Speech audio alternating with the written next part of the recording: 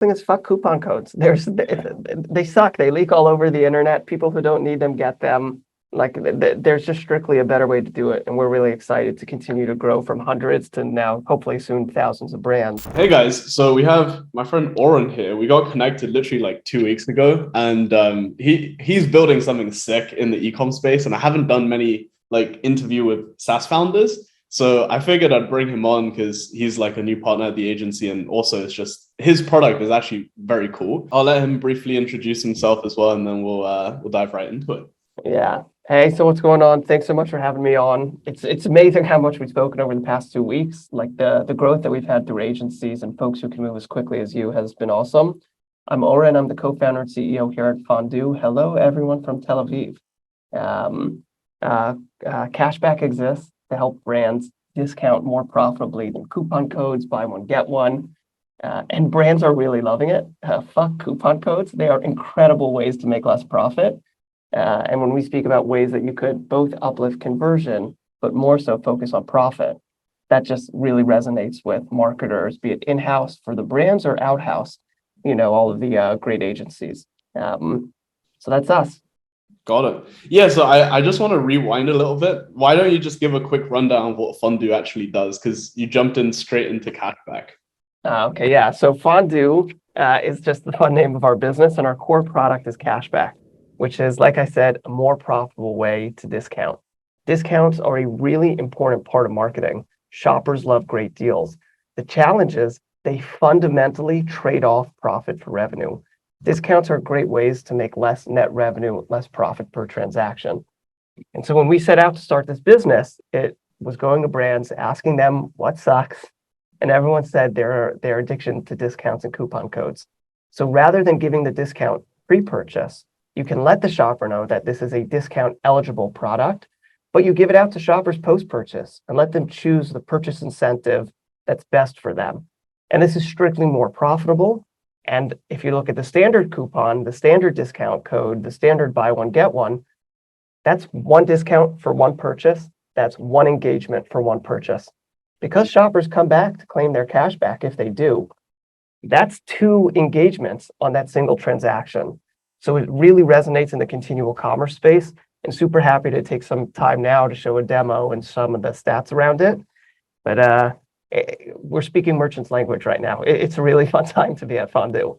So one thing I wanted to ask is like, this getting into creating like a better way for discounts is very specific, right? Like it's not like the first business you would start if you're completely new to e-commerce. Like, how did you actually, I'm guessing there was many pivots, right? I stalked your LinkedIn a little bit. Like, how did you go from, correct me if I'm wrong, you were on like the investment side, right? And Correct, yeah. How did you pivot into actually being in the SaaS side? Yeah, so I'm originally from the States, and while I was living in New York, a lot of my friends were starting e-commerce brands. I think it kind of used to be that a lot of smart people would go into finance or go into hedge funds or go into consulting. And then this funny little thing called e-commerce has taken some of the smartest minds. And one of my best friends and now co-founder, Dr. William Herland, while getting his PhD in machine learning and in public policy at Carnegie Mellon, started and sold an adult diaper subscription brand. Yes, he used his data science degree to sell incontinence products online. And while exiting that business, he really had the insight that coupon codes and discounts and bundles were a critical way for him to grow his business, but he was constantly hurting his margins to do so. Mm-hmm. And that's when he had the insight that this is an optimization. This is a pain point that every brand faces. Mm-hmm. And at the time, I spent 5 years, I was a co-founder of a venture fund called Hanaco Ventures. Mm-hmm. We invested in a lot of e-commerce infrastructure companies like Yotpo, Namogu, Check, and into a bunch of brands. And so while I was there, I was always asking brands and software developers for brands, what sucks? And everyone spoke about coupon codes. So when William sold his business, he approached me and said, Oren, let's finally tackle this. So we were able to raise some capital, and that's what we've got a team of 20 doing full time today. How did you land on the solution of cashbacks then? Yeah. So A few things. So firstly, like we really zeroed in on this problem. We asked brands like what's painful for them, and they said, customer acquisition costs are expensive, that logistics are challenging, subscription is difficult to use, and they all said they're coupon code and discount addiction. So that really resonated as the problem area we wanted to solve. And then we looked at other purchase incentives. What are ways that other businesses are trying to drive shoppers to convert? And shoppers are really familiar with cashback programs, be it on your credit card. So you choose which credit card to use, right? On that specific purchase. It could be that your Capital One card will give you 5% back if you spend it on travel versus an Amex, which will only give you 2%. So when there is essentially this kickback, right? This purchase incentive, cashback is something that resonates with shoppers all the time. And we haven't seen it applied to discounting in e-commerce. So this was just hopefully the transitive property of logic of A equals B, B equals C. So can A lead to C? Got it. And that's where we are. So when it comes to picking opportunities as well, I think this is like pretty relevant for the audience, because when you were working on the investment side, I'm sure you were like being thrown opportunities to co-found businesses and solve problems like left, right, and center, right? What actually made you differentiate Fondue and just like the solving discounts as opposed to the other opportunities out there? Yeah. So firstly, like as an investor, you get to back some of the best founders. It doesn't happen so often that a founder will come to a fund and say, will you join me in starting this business? Okay. I always had the entrepreneurial bug, but William being available, again, he's been a part of selling 2 companies. His PhDs are wonderful on paper. We don't do too much public policy at Cashback, so I don't know what that PhD of his does for us. But the opportunity to work with William was super compelling. That I actually went to my fund and said, I want to be building this from the fund. So it was technically an incubation. So at the fund, William and I started it. We brought him in, and that's how we came to be. And for me, it was a really difficult lifestyle choice. Am I ready to jump over to the other side and enjoy the wonderful chaos of starting a business, or should we just back William and we can be involved on his board? But the opportunity to work with William was just too compelling. In terms of finding people to work with, then, like, how did you actually get connected with William in the first place? So the way that I know William is actually through my wife. He and my wife grew up together. Their families were close. But in terms of growing out the team, right? William's based in New York. I'm based in Tel Aviv. So William's totally plugged into the e-commerce community in terms of brands, his fellow brands. And on my side, Israel has built some of the largest e-commerce infrastructure companies in the world: Riskified, Forder, Wix, etc., and so many others. And those have all become now, many of them publicly traded giants, billion-dollar private and public companies such as Yotpo, etc. And now you have the second generation of talent, developers and product managers who worked at those businesses, who want to take their domain knowledge and be a part of joining an earlier stage business in the same category, in the same space, serving brands as well. So this is a really unique time to have not just great technical talent, but domain expert talent available, because when these companies go public, people miss the startup grind. So we've been able to build out our team full of alumni from Riskified, from Wix, etc., because you can have it all, both the talent and as well as the domain knowledge. So it also felt like a great time. It's one of the best times to be building an e-commerce tool out of Israel. Where would you say kind of like are the opportunities right now in e-commerce outside of discounts and cashback? Yeah. So when we speak to brands about other challenges that they have, and some of these are like relatively well known. So the first is like brands struggle to do a great job of attribution to understand why shoppers convert and from where they came from. And like you've seen a bunch of these analytics companies, the Tidos, the Triple Whales of the world, and they do a great job telling brands things about themselves. But from a financial perspective, I think there's a massive gap between understanding the profitability, the net revenue, and the cash flow. So I think just like the analytics businesses are empowering brands to understand more about themselves, it's quite rare. It's not one of the first hires to have a finance professional at a brand. So if you can imbue that knowledge, that can really help inform some of the core decision makings of marketing, et cetera. So I think empowering brands to know more about their cash flow and their actual profitability is super important opportunity. Okay, that's interesting. Do you mean I mean, from? look, I'm sorry to interrupt, but like investors and acquirers care more about profit now than ever. The growth story of an e-commerce brand of just having more revenues is now insufficient, right? With the markets changing, the macro environment, Mhm. everyone cares about profit in a whole new way. And that's a new thing that brands need to optimize for. Got it. It's interesting you talk about like the macro economy changing. Where do you see it going, and also how do you see it affecting maybe consumer behavior over the next year, 2 years, kind of thing? Yeah, look, I think you're going to have like a more educated, thoughtful shopper. There's a bunch of great tools online for price comparison. You're going to have shoppers that now brands are available multi-channel, so they're going to maybe choose a place that has the best loyalty program. So Okay. shoppers are also going to feel the need for profit also at home. So they're going to also look to optimize for that. So I think shoppers will continue to get more sophisticated on pricing.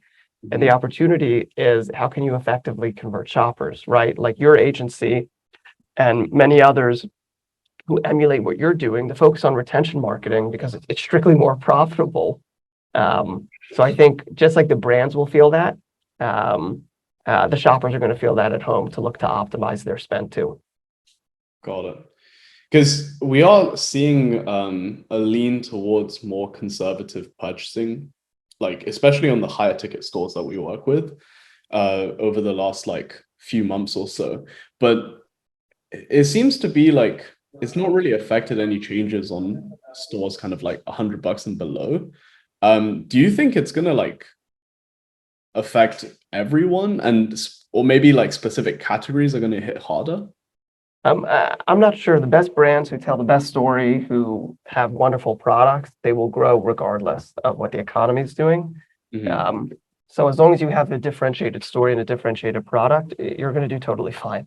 So I think like the best businesses with the best marketing will always do great. However, for both high price and low price products, marketers are going to get really, really compelled to discount even more. It's just going to make it even more tempting to slightly to give away a little bit more profit margin, right? With the promise of maybe there'll be LTV in the future, right? So I think as addicted as brands are to discounts today to help drive conversion, I think like it's just going to grow as a percentage of e-commerce. You know, it's about 1 out of 5 transactions are sold with some sort of purchase incentive.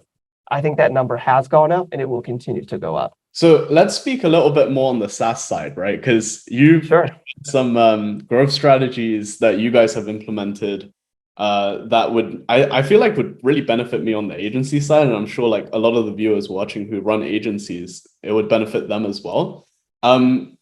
You have a sick way of doing partnerships, right? Would you be able to kind of like give the audience some game on that? Yeah, sure. So if you want to talk a little bit about like some of our best practices and what we've learned about how to most effectively partner with agencies who I look at them as just marketers, right? But they do it out-house as opposed to in-house. So agencies are great because they have a lot of trust with the brands who work with them. It's often out of like courtesy that the agency will tell the brand who they work with, this is some new tool we're going to use or a new marketing technique. But the brands hire the agencies for them to tell them what to do in many ways or to consult with them. So look, agencies, people like you, they're running their own business, trying to generate meaningful cash flow for their company. So it's pretty standard to offer agencies some sort of referral fee of, hey, if you help me go live, that's awesome. If I can use some of the credibility of your agency, that's like a really powerful word of mouth. And it's almost like an influencer to an extent. Or hey, agency can install the product and that could be services revenue, right? And so with some agencies, particularly those that are like relatively cash constrained, that's really compelling for them.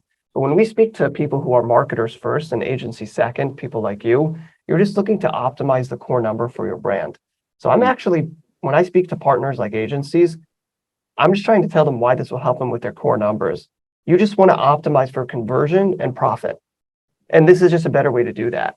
So I think instead of treating your partner purely transactionally, then I will just be competing with whoever will pay the affiliate fee at the highest price. And like larger companies who raise more money or with more revenues will simply pay more.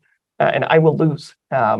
But because we focus on how this helps the agency conduct their core business of converting shoppers in a profitable way, that has by far been the most effective, is to treat the partners just like we would treat a brand.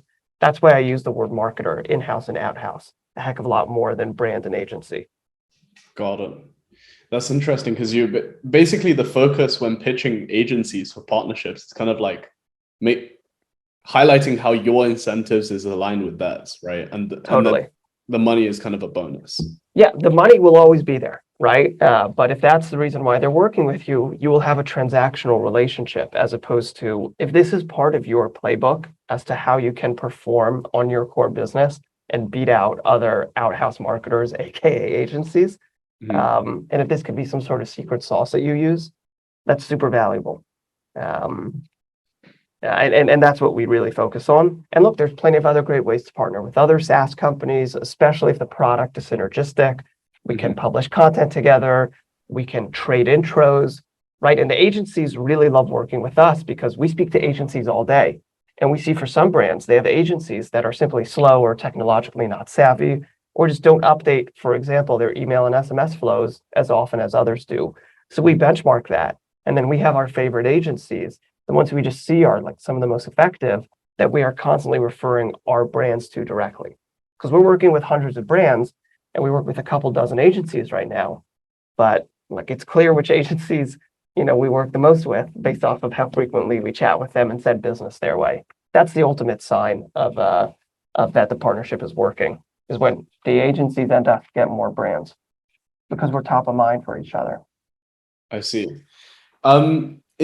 In terms of relationship building, right? Like from how we got connected, nothing really felt super automated, right? And it was like very organic. So how do you actually maintain this relationship with, you mentioned dozens of agencies, right? So yeah, I'm guessing you're probably like spending all of your time talking to agencies as opposed to potential customers. All I do is I talk to marketers, if it's in-house or out-house, right? The out-house marketer represents many brands, just like some agent, like we work with a bunch of like the aggregators, people who own multiple stores. That to me is no different than an agency, right? They run stores as opposed to our marketers for a store. But no, agencies have been the fastest way that we have grown and built trust with brands. Brands are exhausted. They get reached out all the time for tools. A warm referral from a trusted party is better than any cold outbound email sequence possible. And getting the trust of an agency, right? We go live with a single brand, you measure the impact, and then you take it to all of your current, existing, and future clients, is strictly like the juice is worth the squeeze. It's just worth the relationship in building. And also the agencies, well, like the marketers, they'll light up, right? You'll know immediately if this resonates with them, both as I'll do the demo and then when you see the math. And they will move quickly if they want to use the product. So like you said, we only met 2 weeks ago and we've spoken a bunch of times now, right? And we're working with a bunch of brands of yours. That's a relationship I want to invest in. Is this someone where it clicks? And like, we're still at the point of our company, we're still in the early innings, where before you hire a bunch of other people to do something, you've got to kind of get hopefully pretty good at it yourself. So for every brand that we work with and every agency, until we reach about that 1,000 brand and 1,000 agency mark, like I intend to speak to all the customers still, my co-founder and I. Got it. Okay. Oh man, that's pretty cool. So let's say, we were to reverse the roles, right? And you're the agency owner. How would you go about like client acquisition, right? Because I've exhausted cold email and things along those. And it just like, it works, but it doesn't get you the clients that you ultimately want, right? Because it's like the really high-end clients that they're going off of intros all the time. So if you had to build relationships for like agency client acquisition, how would you go about that? Yeah, look, I think if you find other people who service the same clients as you, but are definitely not competitive, just that word of mouth is really powerful. And there's a really great software tool called Crossbeam. I don't know if you come across it. Crossbeam essentially can take your existing customers, prospective customers, and wish list customers and map them out on a 3x3 grid against my existing customers, prospective, meaning pipeline and wish list. And then we can just look at that overlay, which can determine which relationships you want to invest in. So if you and I have 2 mutual overlapping clients, that's not a lot. But if your wish list and prospective selling list have many of my live clients, you know that I'm a super valuable relationship for you to invest in, right? So essentially it can prioritize on any of the other vendors, service providers or software providers to brands. It can totally let you know with whom to focus on. And so that's how we kind of prioritize it, is we take other people's sales pipeline and live brands and just look at that compared to ours. Because if we have a bunch of overlapping people that are live now, we should partner and integrate our products today.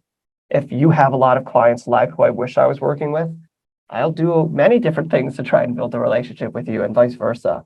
So knowing where to prioritize, right? Like if you're selling and you're working already with enough brands, clearly got enough social intelligence to build relationships.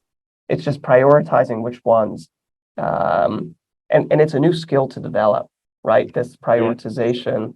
You got to be really good at rejection, right? You got to be really comfortable with that. The other thing that I found, which is really helpful, is if you make an ask of someone, be it cold or for an intro, and if you just make the ask, it kind of has the expectation that the other person should do it. I find ending an email that has an intro request and it would say something like, hey, and no worries if this is a bad time or if it's out of scope. Thanks so much, Oren. That makes it so much more disarming and someone doesn't feel pressured to do it. So giving someone that courtesy of an opt-out is, I think, you get a higher opt-in rate. I see. That's interesting. So my takeaway from that is like, that's why you got the whole list of my clients, right? Like to see if there was any crossover. Correct. Right. And in our case, we weren't working with any of them. So I knew that this was a relationship to invest in. And if I worked with 1, 2, or 10, right, then I'd say essentially something similar of, look, we're already overlapping. Let's double down on this. But what we were able to do is you saw some of the brands that we're working with, you're attracted and want to work with them, and you saw the data that it represented.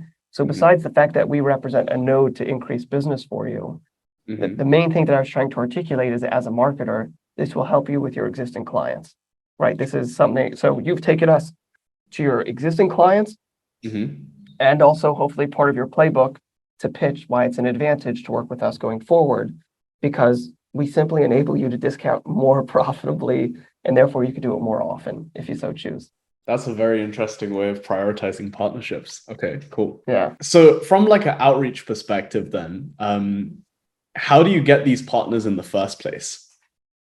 How do you get these partners in the first place? Sure. So firstly, doing the cold outbound, firstly, they are partnership people who do this for a living, right? You just reach out to them on LinkedIn. They're doing the same thing, right? They'll be super responsive to it. If you're doing sales and you speak to someone in sales, they have empathy for what you're doing and you can help them optimize and reach their goal. So for some of the larger SaaS companies, they'll have a full-time partner person. And if they don't, they have a salesperson. And if they don't have a salesperson and as founders led sales, you just reach out to that person and you say, hey, we work with a bunch of brands. We're trying to increase the value by introducing wonderful new SaaS tools. Additionally, right, we get a lot of trust of doing mutual introductions. Would love to see if, there's enough overlap in what we're doing to build a relationship. You're speaking to people who do that for a living, right? Like it's pretty basic. Like, why is this of a benefit to the person who you're speaking to? Like just constantly needs to be the framework of essentially every sentence that you'll ever write to someone, whether you know them or not. So that's a great way to get people engaged, is targeting the partner sales or founders. And that could be for other service providers, agencies, or SaaS. And just let them know that you're going to help them get business too. Got it. Okay, cool. Well, I'm gonna start implementing that. So every e-com SaaS founder in Israel, look out for a LinkedIn message from this guy. Literally, yesterday I was creating like a list of everyone that I want to reach out to, and when I was doing this, every Shopify app, like 90% of them was from Tel Aviv. Look, this is, you have the alumni of these giant companies that now have seen the playbook and are doing it for themselves. Also, you could ask one SaaS company for an intro to another. They're super game to do that too. Got it. Okay, awesome. Yeah, so I feel like we've touched on a lot. So just to give you guys a bit of background, right? Like Oren's the way he reached out to me was literally how I built my entire vision of like how I want to run partnerships. And the reason why I'm like really excited to speak to this guy all the time is because like, you know, he just knows a lot more than me, quite frankly. But yeah, so when it comes to fondue, then like, what's the actual underlying business model, or you're not really allowed to share like No, how? no, we can totally share, right? So we charge a SaaS fee to some brands, Mhm. and just like a lot of people who are in the payment space, we also make some money just from the movement of money, right? If you can insert yourself in the flow of funds, it's a really powerful place to be in. And what we're able to do is we're actually able to monetize without doing this to the expense most often of the brands. So we have the small SaaS fee, but then we make money by just being in the flow of funds, by facilitating the payouts, by facilitating the discount payments. Got it. Okay. Are you allowed to go into more specifics of that or not really? Not yet, not yet. We're going to save some of that material for later on this year. Got it. No worries. Like how SaaS companies can monetize the flow of funds, right? That's we got to save some material for another time. We'll do it on our next recording. Okay, for sure, for sure. Um, Outside of that though, is there any like bits of value that you feel you want to share with the viewers today? I mean, I extremely selfishly want to show everyone how the product works, but Okay. I think a quick bit of value that I'd say is it's a little bit about to help brands understand the costs around discounting, and then I'd love to go into the solution. Mhm. So brands discount all the time across every channel, off-site with paid ads, influencers, affiliates, on-sites with banners, pop-ups, cart and browser abandonments, site-wide sales, product-specific sales, and then in retention marketing, which you know amongst the best, in email and SMS. Um, Brands are not measuring anything related to discounts. They are not measuring the lifetime value of the shopper who purchases with a discount. They're not measuring the net revenue impact, the profit that it hits. They also have no idea how much money they've given out in discounts year to date. So if the average discount's about 10%, and you know about 1 out of 5 at least transactions for a brand is sold at a discount, so we're talking about 2% of GMV. Brands are just okay with losing every year, every day. So when we work with brands and we show them native and Shopify, and I'll include a link after this that you could post at the bottom that can Mhm. show you how much money a brand has given out in discounts year to date. We actually call that like the ugly mirror because everyone is pissed off when they see that number. They have no idea how much money they're losing to discounts. So this is why we call this, like a lot of brands will say discounts are the cost of doing business. They actually Mhm. have no idea what that cost center is. Mm. Yeah. But speaking with you has changed my mind about it a lot because I was looking at the discount numbers for literally all of the clients, and some of the biggest ones are literally discounting 7 figures, right? So Yeah, based on fondue numbers, the idea, right, guys, is with cashback, right? Let's say we give like a $10 cashback, only 50% of people would claim that. Whereas if you gave a 10% discount, $10 discount, for example, people would 100% claim that, right? So if you cut redemption rates by 50%, you literally like claim back half of that revenue. So yeah, and the whole idea around that is that's because the way that discounts work is that they're allocated inefficiently. mhm, Everyone enjoys it even if they did not need it to convert. With cashback, it's super easy to claim your discount, right? And mhm, and that's totally fine if the shopper wants to claim it. That's amazing, right? And if they don't want to claim it, that's also fine.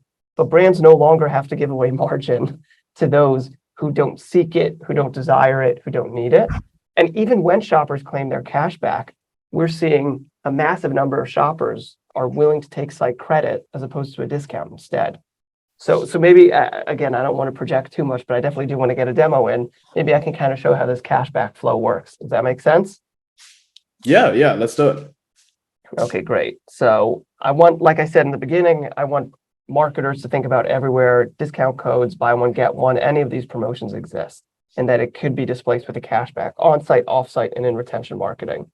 So here's an example where, and this is, I'll do an email and marketing orientated one because that's what we usually speak about.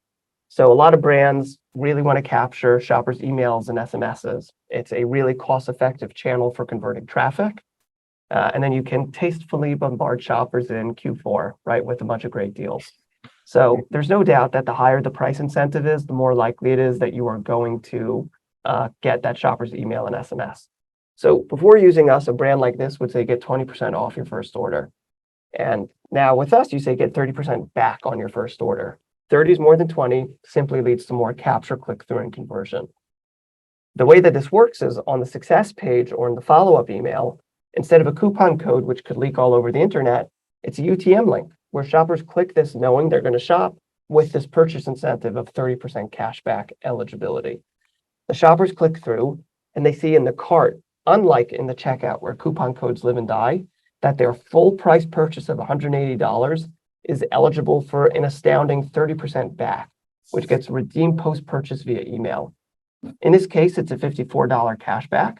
And if they want to press the info button, they can see this isn't a loyalty program. This isn't points. This is literally for cash. After the shopper completes the purchase, they get their email receipt from Shopify, their shipment tracking email from Alomo, Narvar, Wonderment, and they get their brand embedded cashback email that says, hey, shopper, do you want to claim your money? And some shoppers don't, which is totally legitimate. That means they did not need the savings in order to convert, right? And that's fine. Brands no longer have to give that margin away. But of course, many shoppers do want to claim their cash back. And when they do, they confirm that they are who they say they are, where the shopper can then choose between this $53 cash back as cash, or the brand can incentivize the shopper to take site credit by offering more value.